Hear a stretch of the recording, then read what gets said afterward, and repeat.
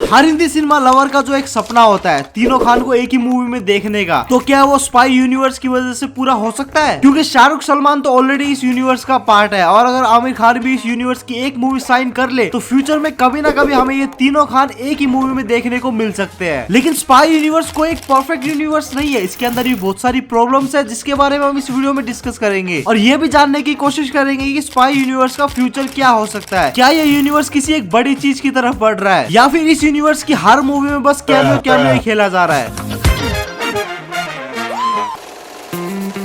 तो जो first problem है जिसके बारे में सारी ऑडियंस ही कंप्लेन कर रही है वो है इसकी हर मूवी की रिपीटेटिव स्टोरी लाइंस। इस यूनिवर्स की मूवी में एक हीरो होता है और एक विलन होता है, और विलन बेसिकली पाकिस्तान से ही होता है, जिसकी जिंदगी का बस एक ही मकसद होता है, वो है हिंदुस्तान के नक्शे को पूरी दुनिया से मिटा देना। बात तो सही है। इन मूवीज की स्टोरी काफी सिंपल और रेगुलर होती है, लेकिन यहाँ हम कुछ फ्रेश और यूनिक एक्सपेक्ट कर रहे हैं। अब ऐसा तो है नहीं कि वाईआरएफ के पास पैसों की कमी है या फिर राइटर्स की कमी है। हाँ, कमी है तो बस इनोवेटिव आइडियाज की, जिसके बारे में हम वीडियो में आगे बात करेंगे। तो मुद्दे की बात यह है कि स्पाई यूनिवर्स की सारी मूवी की स्टोरी काफी ज्यादा रिपीटेटिव हो गई है, और अब इसे एक फ्रेश और न्यू स्टोरी की सख्त जरूरत है, जिसके लिए वाईआरएफ एक न्यू मूवी पे काम कर सकता है। हाँ, वाईआरएफ उस मूवी के साथ एक्सपेरिमेंट कर सकता है, अगर मूवी चली तो चली, वरना हमारे पास सलमान या फिर शाहरुख तो है ही। कोई भी एक्सपेरिमेंट करो, बस अगली मूवी में विलन पाकिस्तान से नहीं होना चाहिए। चाइना से विलन लाओ, रशियन लाओ, मेरा मतलब रशियन विलन लाओ।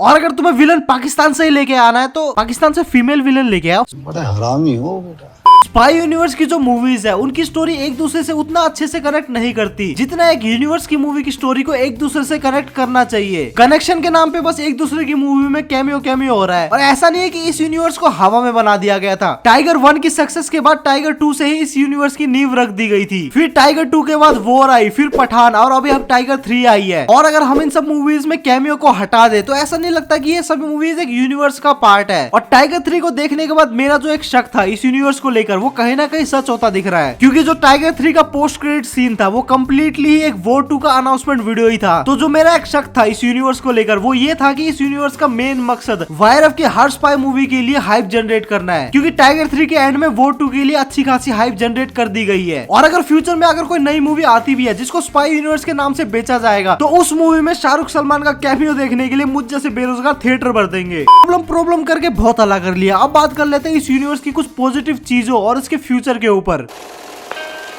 इस यूनिवर्स की हर मूवी की जो एक बेस्ट थिंग लगती है वो है उसकी लार्जर देन लाइफ कैरेक्टर्स, जिसको बॉलीवुड के सुपरस्टार प्ले कर रहे हैं, और जिस स्टाइलिश वे में इन कैरेक्टर्स को प्रेजेंट किया जाता है, माँ कसम उन्हें थिएटर्स में देखने में मजा आ जाता है। बात तो सही है। और अगर ये यूनिवर्स एक वेल प्लान यूनिवर्स होता तो क्या पता इसके हर कैरेक्टर्स का एक लॉयल फैन बेस होता, क्योंकि अभी टाइगर 3 थोड़ा सा क्या डगमगा गई, लोगों ने ट्विटर में जाके हल्ला करना शुरू कर दिया। और इस यूनिवर्स की जो मुझे बेस्ट थिंग लगती है वो है इसके विलन्स। इस यूनिवर्स में विलन हीरो से ज्यादा पावरफुल होता है और मजा तभी आता है, और कभी कभी तो विलन वाले कैरेक्टर को हीरो से ज्यादा स्टाइलिश और पावरफुल प्रेजेंट किया जाता है। इस यूनिवर्स की मूवी के विलन को देख के लगता है कि हाँ भाई इस बंदे के अंदर दम है, ये बंदा अपने हीरो के लिए एक्चुअल थ्रेट हो सकता है। और यही चीज मुझे स्पाई यूनिवर्स की हर मूवी में सबसे बेस्ट लगती है। और किसी महान इंसान ने कहा ही है ना कि एक अच्छी मूवी बनने के पीछे सिर्फ उसके हीरो का नहीं बल्कि उसके विलन का भी उतना ही हाथ होता है।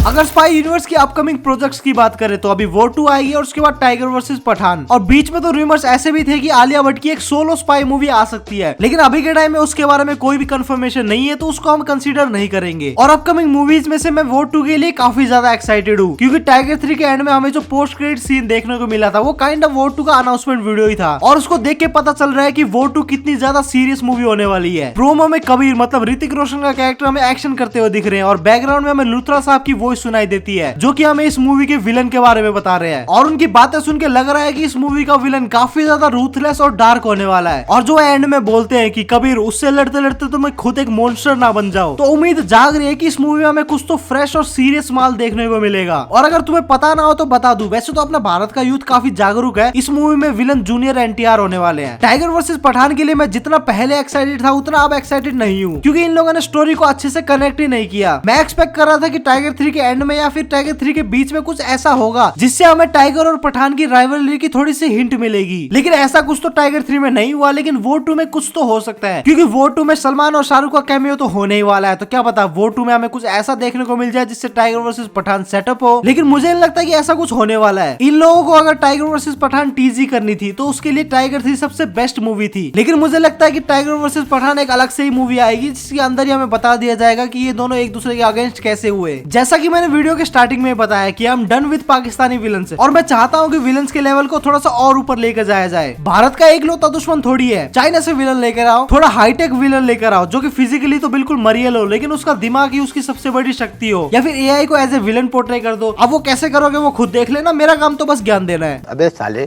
बेसिकली विलन्स थोड़े से फ्रेश और एक्साइटिंग चाहिए जिसका मकसद थोड़ा सा बड़ा हो, वो लोग भारत को दुनिया से मिटा देने तक सीमित ना हो। जैसा कि हम सबको पता है कि इंडियन मूवीज की एंडिंग को छोटे से छोटा बच्चा भी प्रिडिक्ट कर सकता है, चाहे तुम पूरी मूवी में हीरो को हारता हुआ दिखा दो, लेकिन हम सबको पता है कि आखिरी में कहीं ना कहीं वो जाके जीत ही जाएगा। लेकिन क्या हो किसी मूवी में अगर विलन जीत जाए तो सोचो ऑडियंस का क्या हाल होगा, वो थिएटर से निकलते वक्त कितने ज्यादा सदमे में निकलेंगे, just like Avengers infinity war. और टू बी ऑनेस्ट मैक्सिमम लोग टाइगर 3 से कुछ ऐसी ही एंडिंग एक्सपेक्ट कर रहे थे, क्योंकि इमरान हाशमी के कैरेक्टर को देख के लग रहा था कि ये बंदा एक मूवी में खत्म करने के लायक तो नहीं है। हम सबको पता है कि स्पाई यूनिवर्स की मेजोरिटी सारी मूवी का मकसद पैसा कमाना है, इसलिए वो एक्शन एंटरटेनर को बनाते हैं। लेकिन क्या हो अगर वाईआरएफ वाले एक रियलिस्टिक रो स्पाई मूवी बनाए जिसके अंदर रियलिस्टिक एक्शन हो, रियलिस्टिक ड्रामा और रियलिस्टिक स्टोरी हो। मेरा मतलब मास मूवी से हटके थोड़ा सा आर्टिस्टिक मूवी की तरफ भी वाईआरएफ वालों को जाना चाहिए, क्योंकि पैसा तो वो शाहरुख सलमान की मूवी से ऑलरेडी कमा ही रहे हैं। इसके बारे में तुम्हारे क्या थॉट्स है मुझे कमेंट सेक्शन में जरूर बता देना। अब बात कर लेते हैं आमिर खान सर के बारे में कि क्या वो हमें वाईआरएफ की किसी मूवी में देखने को मिल सकते हैं। तो सबसे पहले बात कर लेते हैं पॉसिबिलिटी के ऊपर। आमिर सर को अभी डेस्परेटली एक हिट की जरूरत है, क्योंकि उनकी last 2 big movies thugs of Hindustan और लाल सिंह चड्ढा दोनों ही फ्लॉप रही थी। और अभी तक तो शायद ये भी समझ गए होंगे कि भारत में रहकर एक्सपेरिमेंटल या फिर ड्रामा मूवी सिर्फ राजू हिरानी सर के साथ ही करनी चाहिए। और अभी के टाइम में मास एंटरटेनर का ही बोलबाला है, हर तरफ मासी मूवीज ही आ रही है और हर तरफ मासी मूवीज ही हिट हो रही है। और अगर आमिर सर वाईआरएफ की एक मूवी साइन कर लेते हैं तो उसका हिट होना 1000% ही श्योर है। और 1000% हिट होना क्यों श्योर है उसके भी मल्टीपल रीजंस है। एक तो वाईआरएफ में एक बिल्कुल नई मूवी देखने को मिलेगी, बिल्कुल एक नए मेगा स्टार के साथ। और सेकंड वाईआरएफ की मूवी में कैमियो तो आलो के साथ धनिया फ्री की तरह होते हैं। और अगर वो कैमियो शाहरुख सलमान की होए तो इन तीनों खान को एक ही फ्रेम में देखने के लिए, चाहे वो 2 मिनट के लिए क्यों ना हो, थिएटर्स की मां। और अभी के टाइम में वाईआरएफ जितना अपना बिजनेस फैला रहा है, ऐसा लग रहा है कि वाईआरएफ को आमिर खान सर की जरूरत है और आमिर खान सर को एक ब्लॉकबस्टर की जरूरत है। तो समझ रहे हो ना तुम लोग? इसका मतलब है